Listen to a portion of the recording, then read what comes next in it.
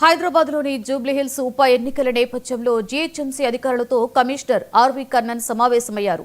పలు అంశాలపై చర్చించిన ఆయన సిపిఆర్ఓ విభాగంలో ఎంసీఎంసీ మీడియా కేంద్రాన్ని ప్రారంభించారు. ఎన్నికల్లో రాజకీయ ప్రచార ప్రకటనలకు ఎంసీఎంసీ అనుమతి తీసుకోవాలి అన్నారు. లేకుండా కఠిన చర్యలు తప్పవు అని హెచ్చరించారు.